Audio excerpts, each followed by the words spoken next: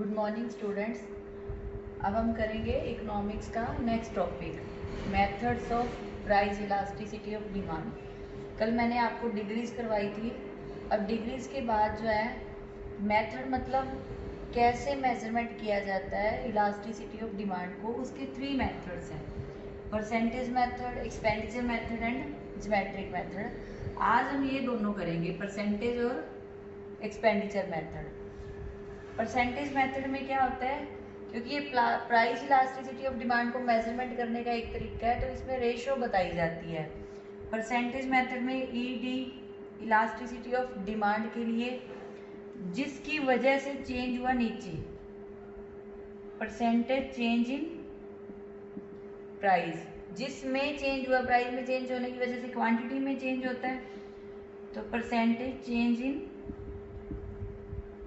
Quantity demand, जितने की हमने क्वांटिटी की डिमांड की। अब इसमें माइनस का सिंबल लगेगा, क्यों लगेगा? क्योंकि नेगेटिव रिलेशन होता है, पहले भी बता चुकी हूँ। प्राइस के कम होने पर डिमांड ज़्यादा होती है और प्राइस के ज़्यादा होने पर कम होती है। नेगेटिव रिलेशन के लिए सिंबल माइनस का। तो ईडी मतलब इलास्टिसिटी ऑफ डिमांड, माइनस का सिंबल, परसेंटेज के लिए 100 लगता है। चेंज का मतलब कितना चेंज हो रहा है। जो स्टार्टिंग में क्वांटिटी होती है उसको क्यू कहा जाता है। क्वांटिटी के लिए वर्ड यूज किया जाता है क्यू, और न्यू क्वांटिटी के लिए ये होती है initial, quantity, new quantity Q1, initial price P, new price P1। जो चेंज होता है क्वांटिटी में उसके लिए डेल्टा वर्ड यूज किया जाता है। डेल्टा का मतलब चेंज होना, delta Q is equal to Q1 minus Q। ऐसे ही प्राइस में कितना चेंज हुआ, delta P, P1 minus P। तो यहाँ पे क्या बताना है, पहले change in quantity by initial quantity, मतलब कितना चेंज हुआ क्वांटिटी में उसको डिवाइड करेंगे जितनी स्टार्टिंग में क्वांटिटी थी। ऐसे ही change in price by initial price, percentage के लिए 100। अभी मैंने बताया चेंज इन क्वांटिटी क्या होती है, Q1 minus Q, initial quantity शुरू वाली Q। ऐसे ही प्राइस में चेंज हुआ P1 minus P, initial price P, 100 से 100 कट हो गया। अब Q1 माइनस Q को हम क्या लिख सकते हैं, डेल्टा Q, जो भी बताया मैंने, delta Q by Q, delta P by P। इसको ऊपर ले जाएंगे ये उल्टा हो जाता है, तो माइनस में delta Q by Q into delta P है तो वो नीचे आ जाएगा, P ऊपर चला गया, डेल्टा P नीचे आ गया। तो डेल्टा डेल्टा वाली एक साइड ले लो, माइनस में P by Q into delta Q by delta P। तो ये था आपका परसेंटेज मेथड। दोबारा सुन लो, इलास्टिसिटी ऑफ डिमांड को मेजरमेंट करने के लिए परसेंटेज मेथड में जितना प्राइस में चेंज हुआ, जितने परसेंट प्राइस में चेंज हुआ उससे डिवाइड करेंगे किसको, क्वांटिटी डिमांड को, जितने परसेंट क्वांटिटी डिमांड में चेंज हुआ। तो change in quantity by initial quantity, कितना चेंज हुआ और कितनी स्टार्टिंग में थी, ऐसे ही कितना प्राइस में चेंज हुआ, कितना स्टार्टिंग में था। चेंज इन क्वांटिटी मतलब नई क्वांटिटी में से ओल्ड क्वांटिटी माइनस कर दो, Q1 minus Q, initial Q। ऐसे ही P1 minus P by P, Q1 minus Q को बोल लगता है डेल्टा Q। ये Q, इसको डेल्टा P बाय P, इसको उल्टा करेंगे, रेसिप्रोकल करते हैं तो उल्टा नीचे वाला ऊपर चला जाता है। तो delta Q by Q into P by delta P, इसको सही तरीके से कैसे लिखेंगे, तो ये एक फॉर्मूला बन गया जो आपके सम्स होंगे इसी पे बेस्ड होंगे। सम्स मैं चैप्टर के एंड में करवाऊंगी। तो अभी फिलहाल आपने इसका इतना ये मेथड लर्न करना है कि परसेंटेज मेथड में ये फॉर्मूला कैसे बना। पहले इसका मीनिंग लिखोगे, मीनिंग लिखने के बाद ये फॉर्मूला लिख के इसको सेम ऐसे कैलकुलेट करना है। अब हम नेक्स्ट करेंगे एक्सपेंडिचर मेथड।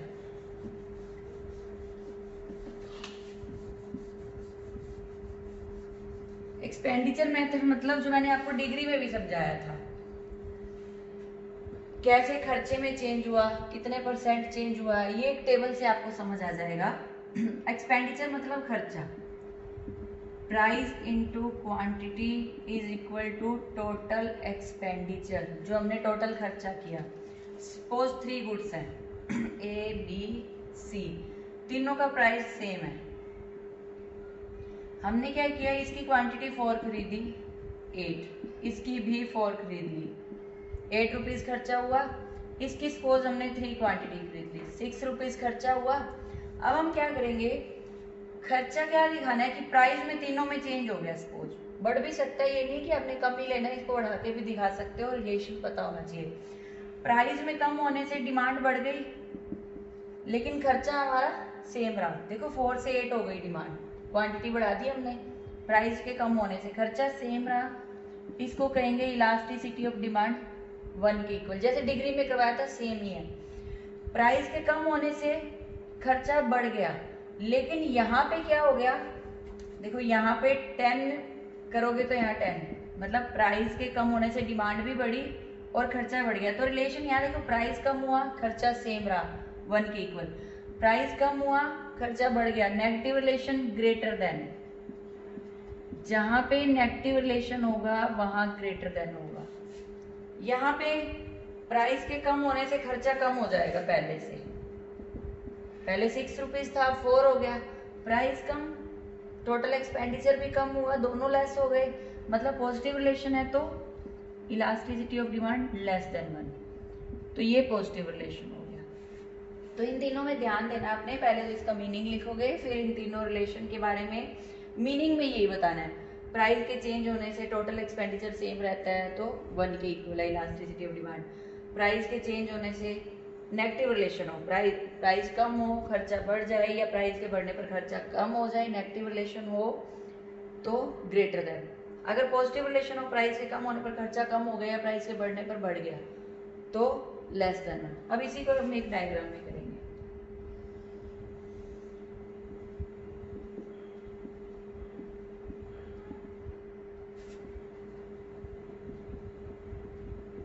या तुम इधर खर्चा टोटल एक्सपेंडिचर भी दिखा सकते हो। देखो पहले हमने क्या किया, ये प्राइस के कम होने पर डिमांड सेम की, ये लो प्राइस P से P1 कर दिया। डिमांड मतलब इतनी, ये इतनी, इसको नीचे लेके जाओगे तो एक स्ट्रेट लाइन में आ गई, मतलब सेम रही डिमांड। तो क्या हुआ, 1 के इक्वल, जैसे जैसे बोला गया। अच्छा प्राइस ये है, प्राइस को आप बढ़ा के भी दिखा सकते हैं, कम करके भी दिखा सकते हैं। रिलेशन याद रखना, मैंने आपको बताया ना, नेगेटिव रिलेशन होना चाहिए पॉजिटिव। प्राइस के बढ़ने पर ये देखो P से P2, डिमांड पीछे चली गई, यहां से इस लाइन से पीछे चली गई, प्राइस बढ़ा डिमांड कम हो गई या खर्चा कम हो गया, ये हो गया नेगेटिव रिलेशन ग्रेटर देन 1। ध्यान दो द्वारा, प्राइस के बढ़ने पर खर्चा पीछे चला गया, यहां से यहां चली गई, डिमांड कम हो गई, मतलब खर्चा भी कम हो गया, खर्चा कम हो गया, हमारा खर्चा कम हो गया तो ग्रेटर देन। प्राइस के कम होने पर भी खर्चा भी कम हो गया, दोनों चीजें सेम जा रही हैं, तो पॉजिटिव रिलेशन और less than. DE total expenditure, दोबारा सुन लो, प्राइस के कम होने पर या ज्यादा होने पर खर्चा सेम रहे। यहां तुम खर्चा ले लो, तुम्हें अच्छे से समझ आ जाएगा, क्वांटिटी में तुम पजल होगे। खर्चा सेम रहा, ये लाइन मान लो आप नीचे ऐसे ले जाते हैं, सेम रहा तो क्या है 1 के इक्वल।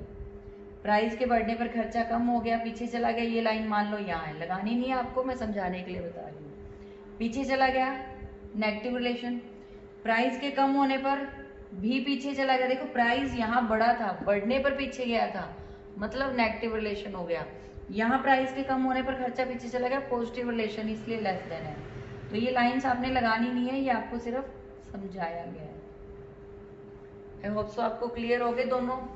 तो आपने आज क्या करना है, एक परसेंटेज मेथड और एक एक्सपेंडिचर मेथड करना है। एक्सपेंडिचर मेथड का पहले मीनिंग लिखोगे, मीनिंग लिखने के बाद इन तीनों के पॉइंट को डिफाइन करोगे, इसके बाद ये टेबल बनाओगे, टेबल के बाद ये डायग्राम को फिर एक्सप्लेन करना है। तो आज के लिए 2 ही टॉपिक इनफ है, कल हम करेंगे ज्योमेट्रिक।